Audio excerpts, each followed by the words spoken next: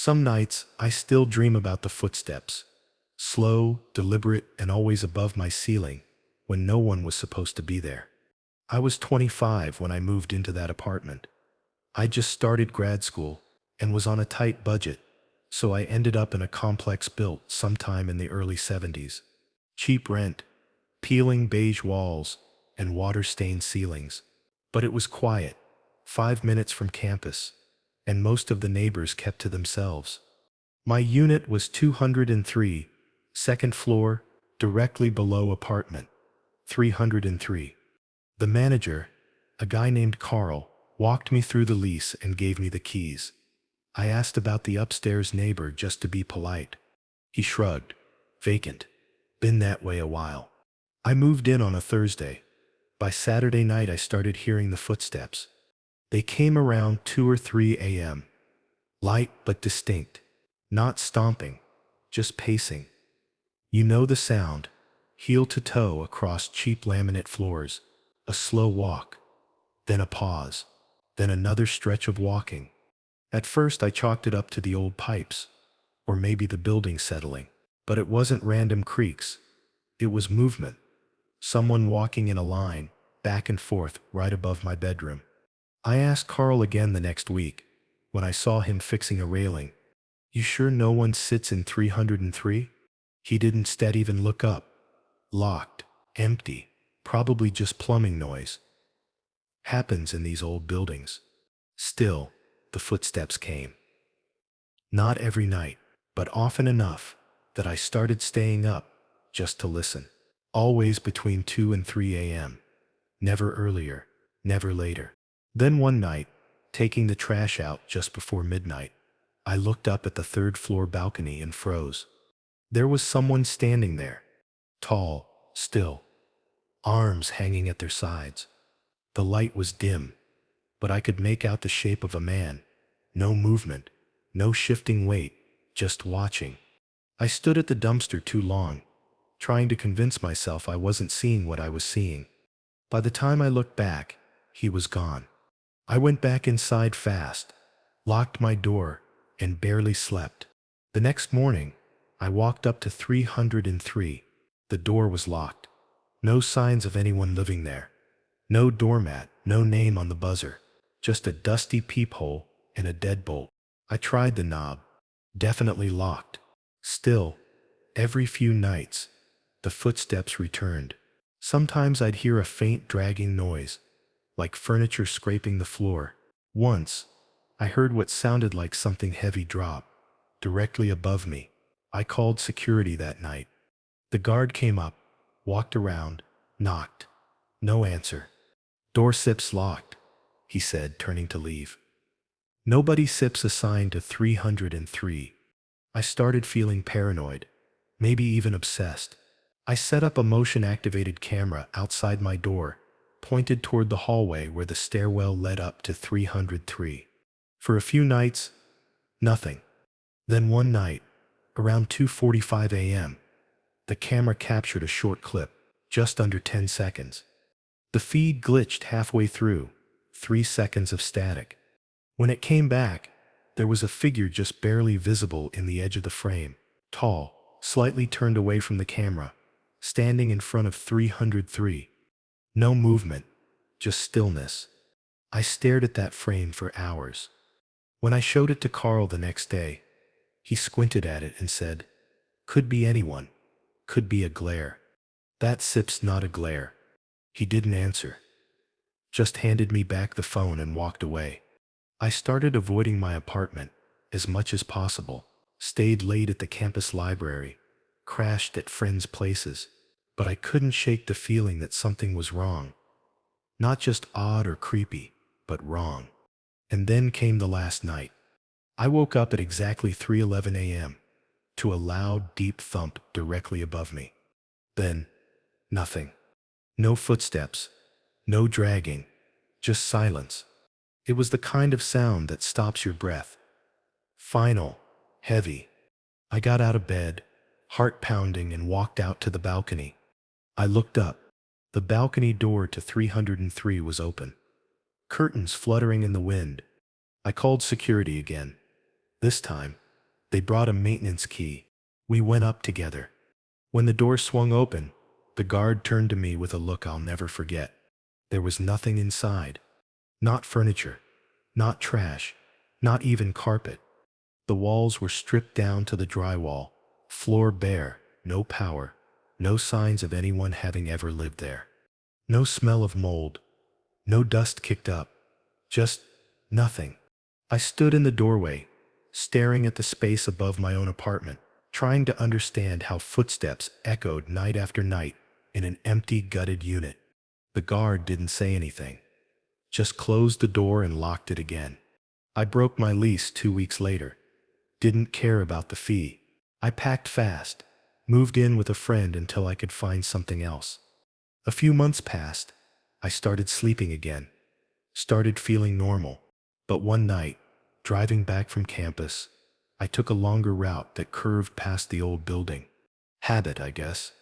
I slowed as I passed, and on the third-floor balcony, I saw him again. Same posture, same stillness, arms at his sides, watching. That was over a year ago. I checked the listing recently, out of curiosity. Apartment 303 is still vacant. Some nights, I still see it in my dreams, the hallway that doesn't exist, and the thing at the end of it that never moved. I just moved into the place a few weeks earlier. It was a high-rise in downtown, half renovated and half forgotten. My floor, 18, was mostly empty. According to the leasing agent, most of the units were still being remodeled. Honestly, I didn't mind. I'm a night shift nurse, so quiet is good. The rent was cheap, the unit was clean enough, and the building was close to the hospital. That's all I needed. The strangeness started small, or maybe I only noticed it because I didn't have much else going on besides work and sleep. The elevator would sometimes skip my floor, even when I was the only one inside. My hallway lights flickered more than the others, and the air always felt colder once I stepped off the elevator, like the vents were broken, or maybe just too strong. Still, nothing that stood out, until the night I saw the hallway. It was just after 2 a.m., I'd gotten off work late, and was walking back to my apartment when I noticed something out of place. There was a hallway branching off the main corridor, down near the end where it usually just turns into a wall. I stopped. I swear it hadn't been there the day before. The light over it was dim, buzzing faintly like it was struggling to stay lit. The walls were a pale greenish color, faded and slightly grimy, like old hospital paint. I took a few cautious steps in. It was narrow, and the carpet changed, thinner, scratchier, like industrial flooring from the 80s. That sips when I heard it, breathing, soft, slow, barely audible, coming from behind one of the doors halfway down. I froze. It wasn't wheezing or panicked, just calm, steady breathing, like someone standing still behind the door, waiting. My skin prickled. I backed out of the hallway quickly and didn't look back. By the time I reached my apartment, I'd convinced myself I was overtired. Shift brain, stress, whatever. I didn't even check the door again. I just locked up and collapsed into bed. The next morning, I went back out to check. The hallway was gone. Not just dark or blocked. Gone. There was nothing but a blank wall where it had been. I stood there, staring, waiting for something to shift or appear. It didn't. I didn't mention it to anyone. What would I even say? But a week later, it came back. Same time, same place. I turned the corner heading home, and there it was again. Dim light, humming above, that washed out green on the walls. This time, I made it further in. There were 6 doors, all closed. No numbers, all old chipped paint, tarnished brass knobs. The air smelled faintly of bleach and mildew. Then came the breathing again. Louder now, closer, and slower, like it was deliberately inhaling, trying to catch a scent. That's when I noticed the sound wasn't coming from behind a door anymore. It was in the hallway. I turned and left. After that night, I avoided that end of the building entirely. I started using the far stairwell instead of the elevator, kept my head down, rushed to and from my apartment like something might follow me if I moved too slow. But things still changed in my unit. My keys started disappearing. Little items too, earrings, a pen, a spoon, nothing major, but always something I knew I left in one place and found in another. The faucet in the kitchen turned on by itself twice. I blamed it on old plumbing, until it happened while I was standing 10 feet away. And then, without fail, I started waking up every night at exactly 3:11 a.m. Eyes wide open, heart pounding, like someone had whispered my name just out of reach. I finally mentioned it to my neighbor, Mrs. Radley.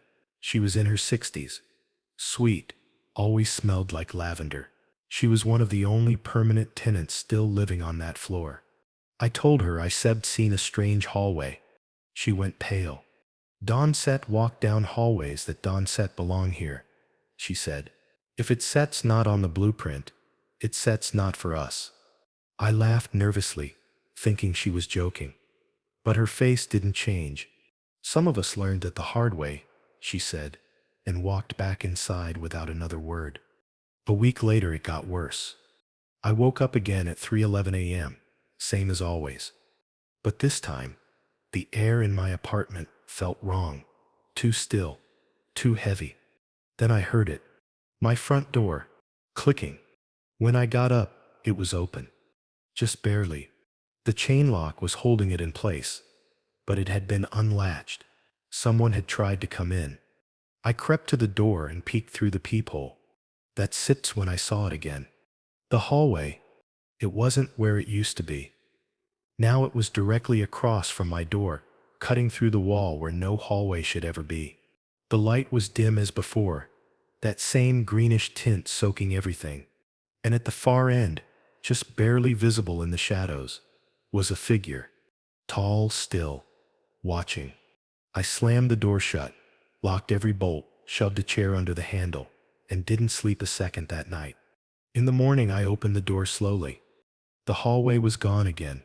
I walked over and pressed my hand to the wall where it had been. Drywall, solid, no seams. I went to maintenance that afternoon and asked if that section of the floor had been renovated recently. The guy looked confused, pulled up the building layout, and showed me. That end of the floor? According to the blueprint, it had been sealed off for years. Water damage, mold, whatever the reason.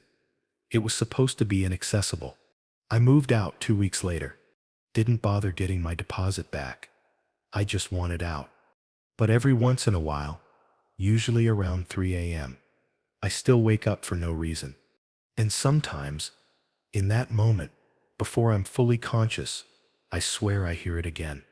That humming light, that slow, steady breathing, and the feeling that someone or something is standing just outside my door, waiting for me to open it. The buzzer rang at 2:07 a.m. sharp. No voice, no movement outside, just the sound and then silence. I live alone in a mid-century apartment building, tucked into a quiet, older part of town. The kind of place that feels safe just because it's boring.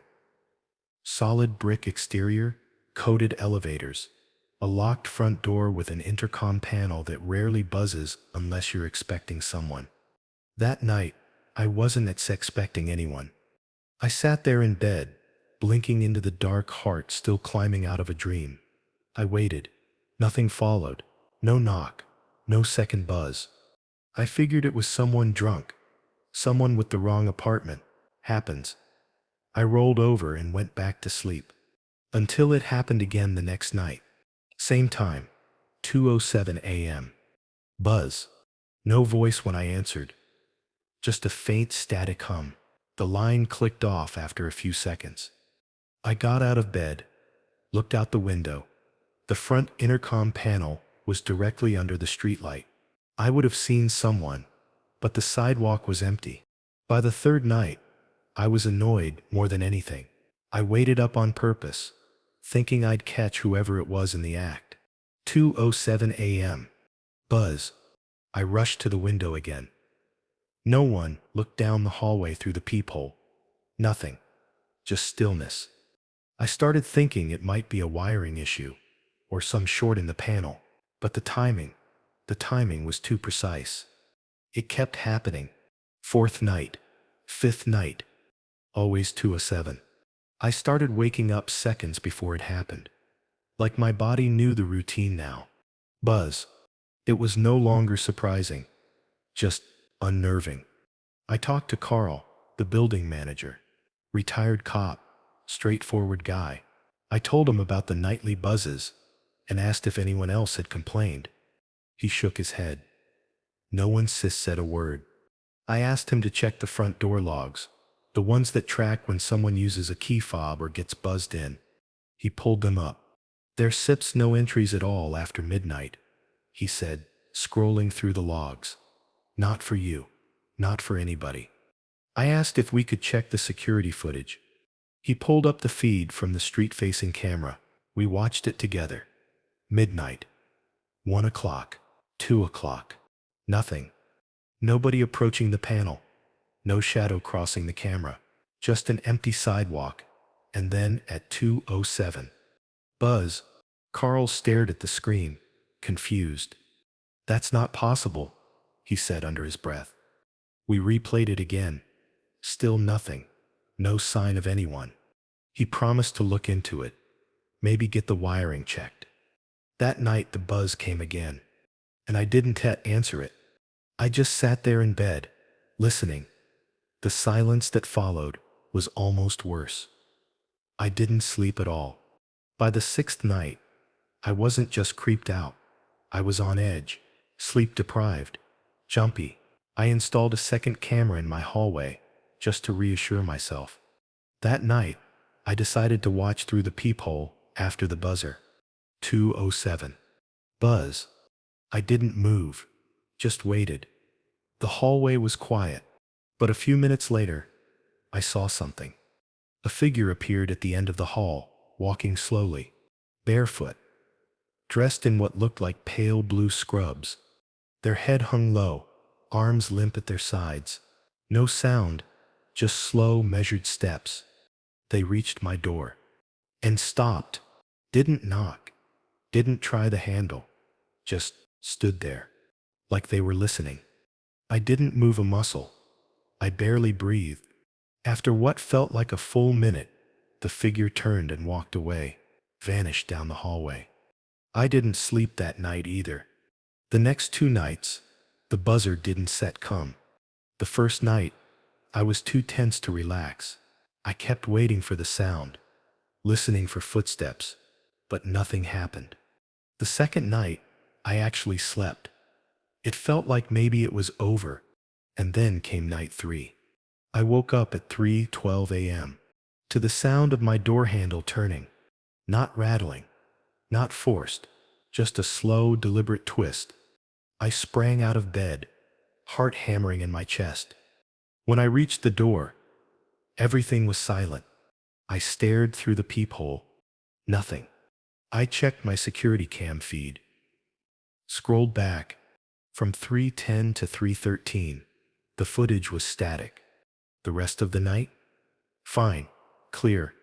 Just a perfect 3-minute gap, right when I heard the handle turn. The next morning, I walked out into the hallway. Nothing looked out of place. But when I stepped back and looked at my peephole from the outside, I saw it, a faint smudge, almost oily, right in the center of the glass, like someone had leaned in close, pressed their forehead or palm against it. That weekend, I packed up what I needed and left. I didn't even wait for the lease to end. I found a short-term rental across town and never looked back. I didn't tell Carl, didn't explain anything. Just mailed the keys and moved on. Weeks passed. Then I got a message from Luis, a guy I used to chat with in the building. He lived 2 doors down. He asked me if anything weird had ever happened while I lived there. I asked him what he meant. He said the new tenant, someone who'd just moved into my old unit, was experiencing something strange. The buzzer goes off every night, he said. Always the same time. No one sits ever there. I didn't step reply. Then a second message came in. New guy says he finally looked through the peephole after it happened. Said someone was walking away, barefoot, wearing scrubs. I haven't talked to Luis since. I don't need to, because I know what's happening. I know it's still going. And I know it wasn't napped after me. Not exactly. It was just tied to that place. That hallway. That door. I don't know if it's a person, or if it ever was. I don't know what it wants, or why it waits so long. But I know this. It rings the buzzer first. Then it listens. And eventually, if you don't set open the door, it finds another way in.